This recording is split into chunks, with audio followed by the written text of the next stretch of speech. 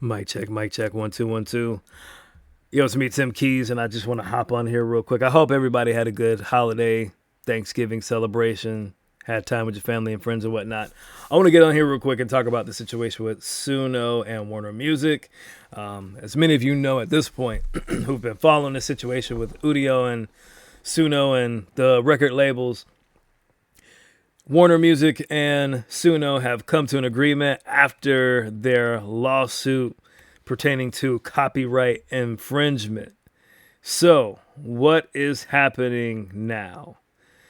As part of their new agreement, users, if you're using Suno, you will be allowed to create AI generated songs using the voices, names, and likenesses of the Warner acts who choose to opt into the service. Now, I'll say this on paper.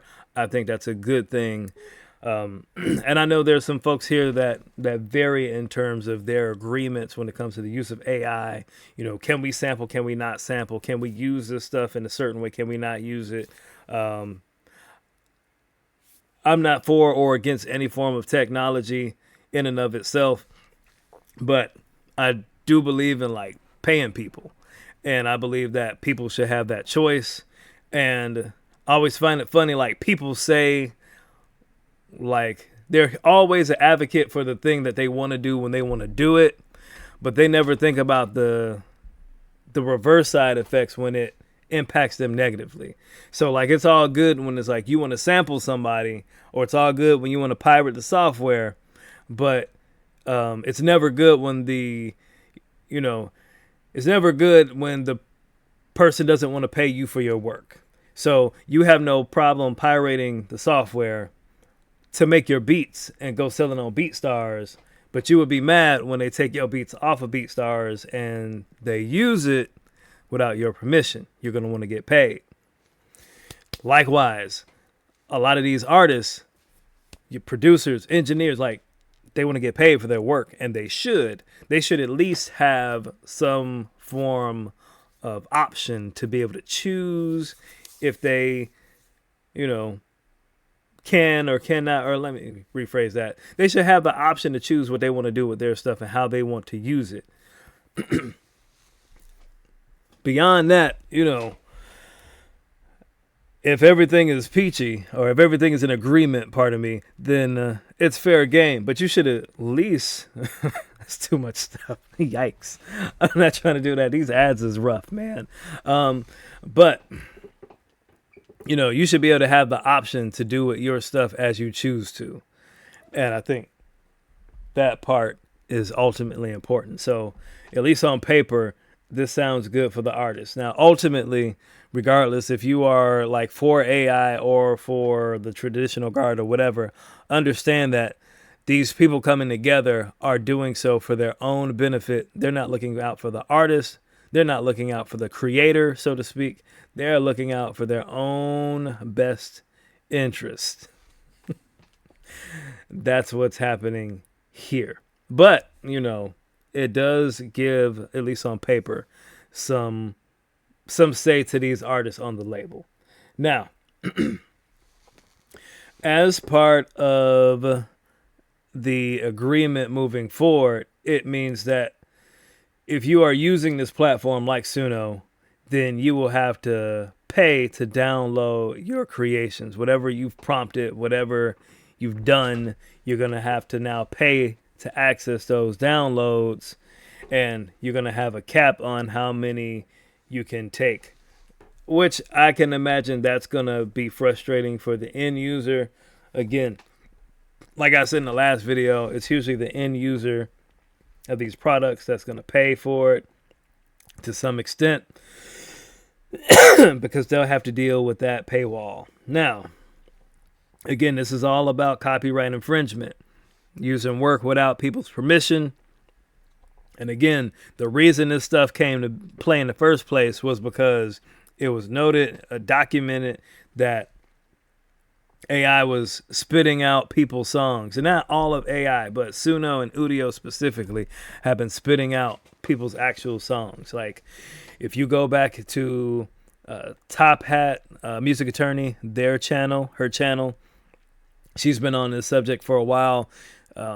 she actually uncovered and showed that it was either Udo or Sunio was actually spitting out Mariah Carey's All I Want for Christmas and Wham's This Christmas.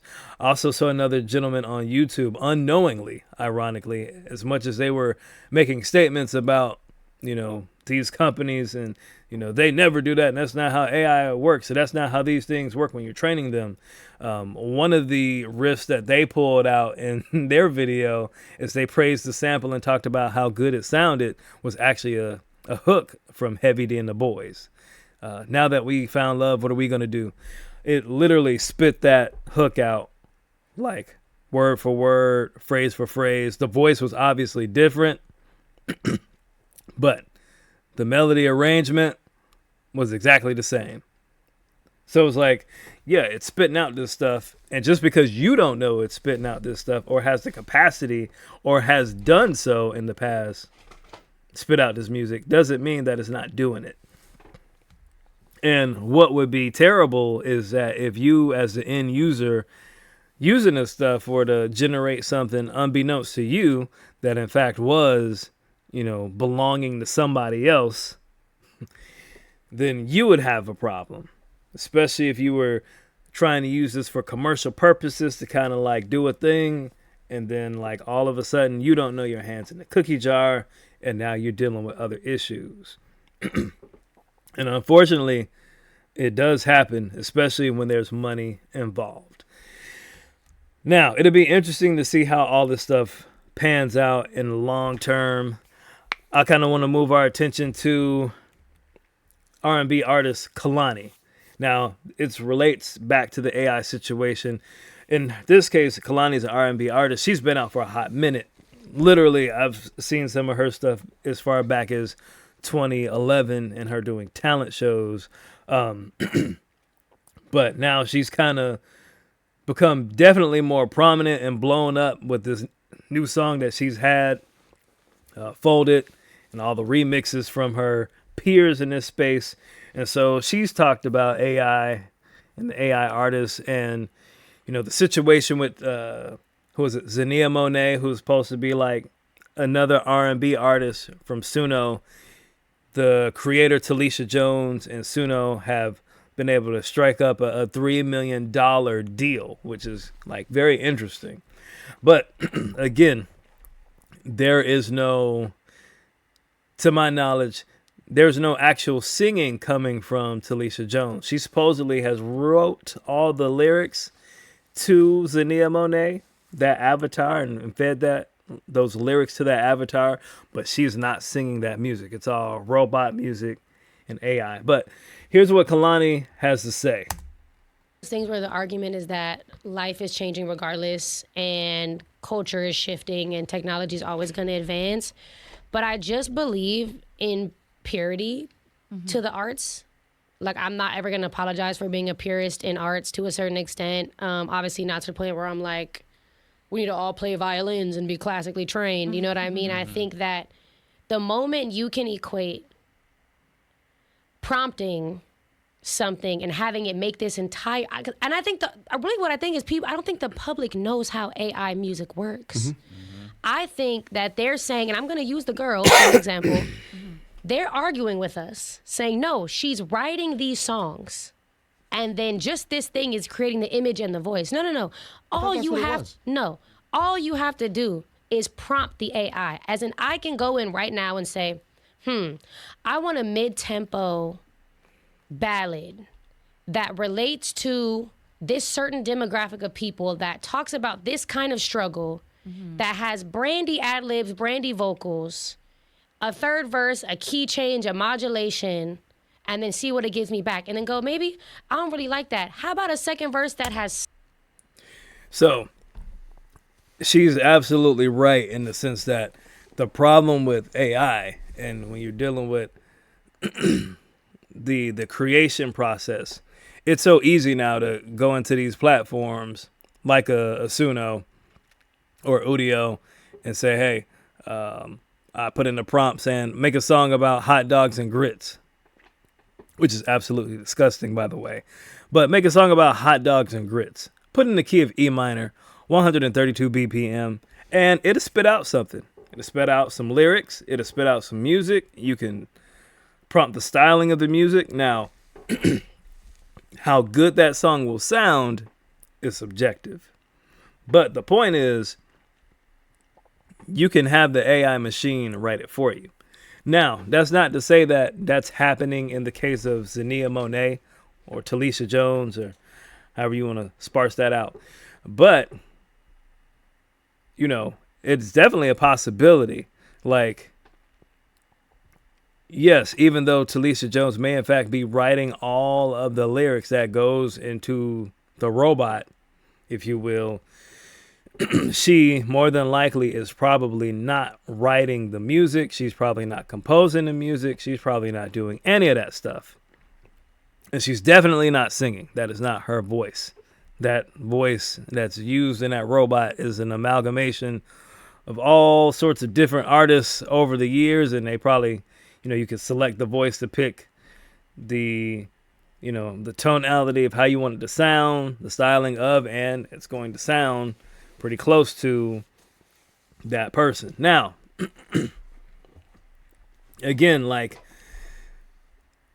it's subjective, right? I won't say it's subjective. Like, this is Kalani, an artist who's worked very hard to get from point A to point B, put in the sweat equity to get to where she is now. Of course, she is going to feel some kind of way when we're talking about AI artists and robot music, essentially.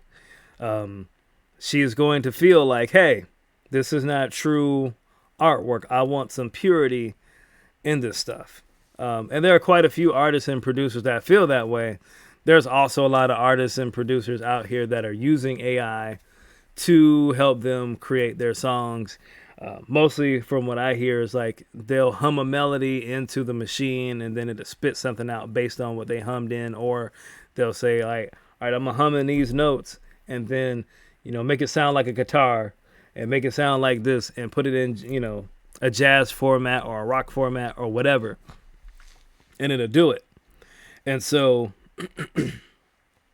like, depending on who you are in this process and where you are, I can understand the frustration. I can also see the positives of this situation. Like, hey, I'm somebody that I'm looking to shoot my shot. Now I have an idea and I have a way of easily getting those ideas out there in different ways. So why not create an avatar or create something that's going to like get me closer to my goals and create an opportunity that I wouldn't have been able to create. And the reality is, in a lot of ways, this is no different than what we've been dealing with all along. Like, right now it's AI.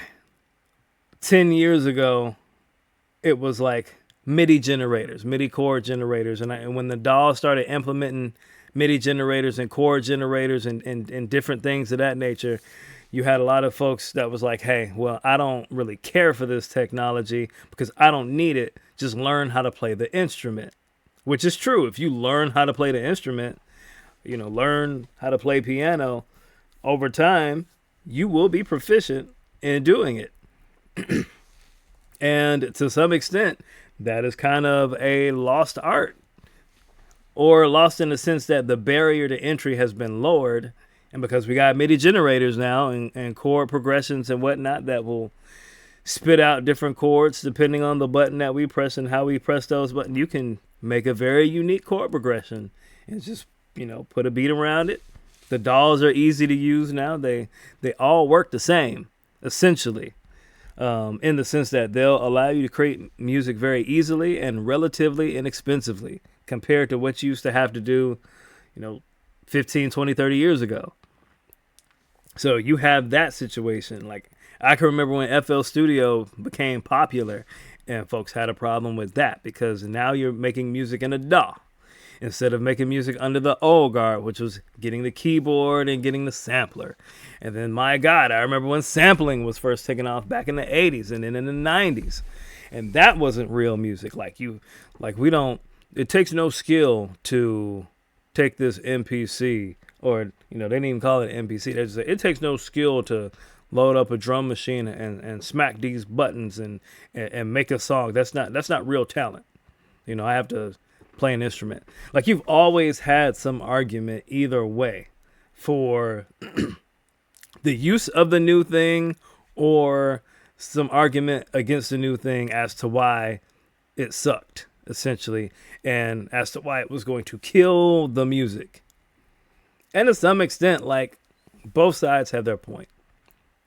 You don't have the same quality of musical instrumentation anymore because you have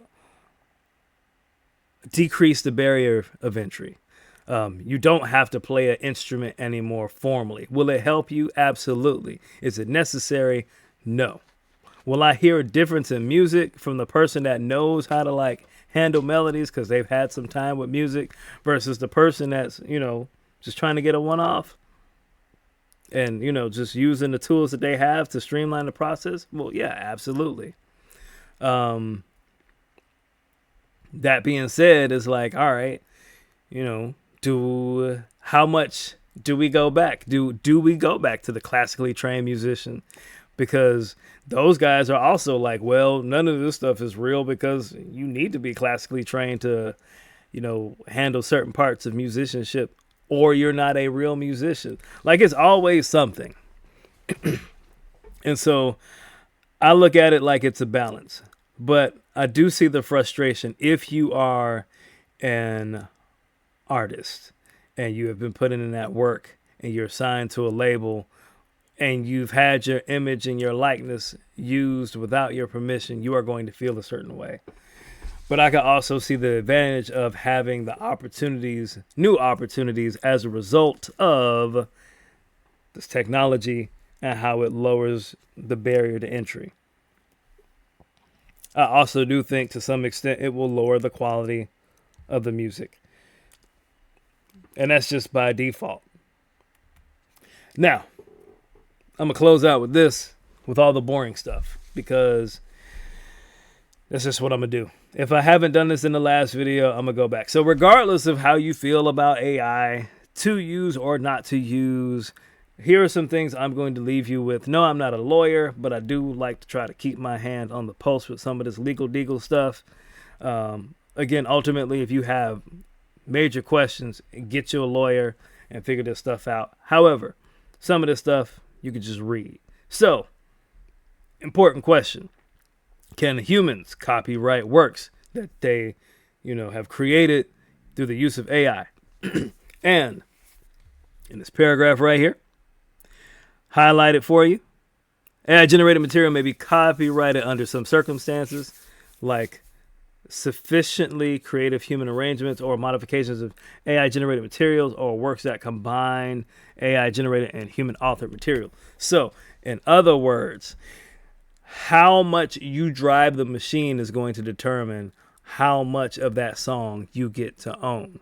So, if you open up Suno and you say, make me the song with hot dogs and grits, and it spits it out for you, and you're like, yay, I like this song about hot dogs and grits, and you decide to post it up on the interwebs or take it to whatever,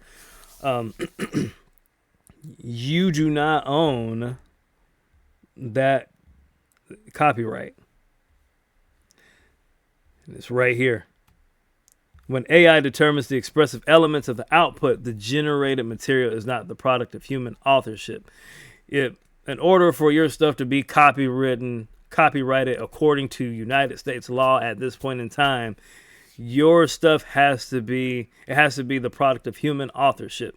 So if you just type in a prompt and the machine spits it out, and then that's it, and you take it and do what you want to with it, even if you have got the permission to monetize and all of that stuff, which is what most people look for. Can I monetize off of this stuff and make money? But if all you did was prompt it and nothing else, you can't claim ownership. That's probably going to come up in the near future. But keep that in mind. If you prompt it and it spits it out and you just send it to the ether, you cannot claim copyright for this material because it is not the product of human authorship. They don't count you typing a prompt as human authorship. However, let's see, even up here requires human authorship. Now, going back to this part, sufficiently creative human arrangements. Oh, sheesh. I thought I heard someone. I was like, uh-oh, I'm finna fight somebody in my basement. All right, keep going. So, modifications, sufficiently creative human arrangement. So, if you open up Suno, hum into the machine, put in a melody, say, hey, Suno, take this melody, la la la la la la, or whatever, and you spit that out, feed it into the machine, and then like you dictate to the machine like that's how you want it to sound. You want that melody phrase, you want it to sound like a guitar. That's going to be different because now you are driving the machine. Also, let's say the machine spits something out and then you make modifications to that. Now that's going to be tricky because they don't exactly spell out in this paragraph what that looks like. So I don't know if you take a audio file that the machine has spit out and then you just rearrange the keys, if that counts as, being sufficient. However, if you have, let's say you put in a chord progression and then it builds something around that chord progression, and then you work off of that chord progression, that will probably a little bit different because you are now driving the machine. Also says authors may claim copyright protection only for their own contribution to such works. You must identify and disclaim AI-generated parts of the works when applying to register the copyright. That's going to be fun. I imagine that might be a worse headache than somebody who's using multiple producers to make one song and go through that whole process. Although usually at that point, I imagine that's the label's doing versus you as an independent entity or artist. So those are just some things to keep in mind. And then last one, just to be petty, because this came up, and I've seen this on Top Hat Music Attorney. I think I'm saying her stuff right. I apologize if I'm not. But her channel where she talked about, what constitutes as Fair Use Act. Because initially these AI companies were like, hey, we're not infringing on the rights of anybody, or, this stuff is just fair use, which is not true.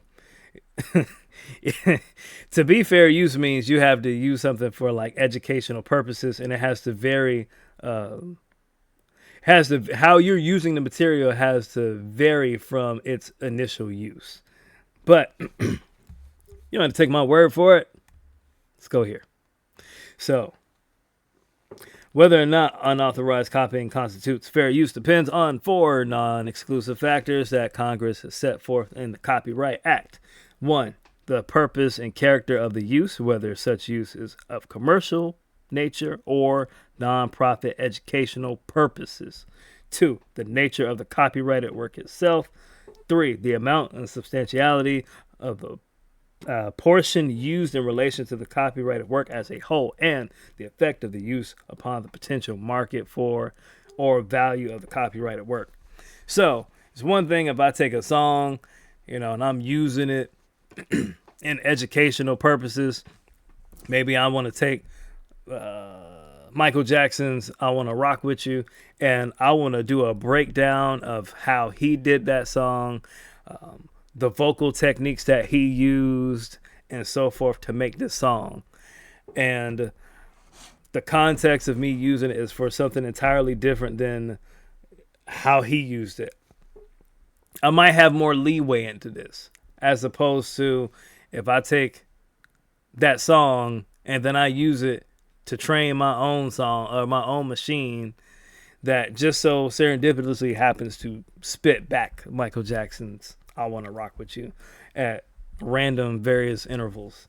That's probably going to be more problematic. Other than that, I'm just leaving this out here for you Because if you are using this stuff and you're trying to make some money off of it, and you're trying to, use this stuff for a come up, you do want to be aware of the situation as it pertains to this stuff. So that way if you get your hand caught in a cookie jar or something, or you in a pinch where you kind of have to, take some legalities or whatnot, you have a good sense of what you can and what you can't do. All right, I'm about to get off of here. Thank you for watching this video. Let me know your thoughts in the comment section. What do you think about this whole situation with AI? Are you sick of AI? Are you for AI? Are you indifferent? Do you want to see some different technology? I'm probably not going to stay on this too long. There are other fish to fry. But at any rate, thank you for watching. I'm Tim Key. I'm tired. I'm out.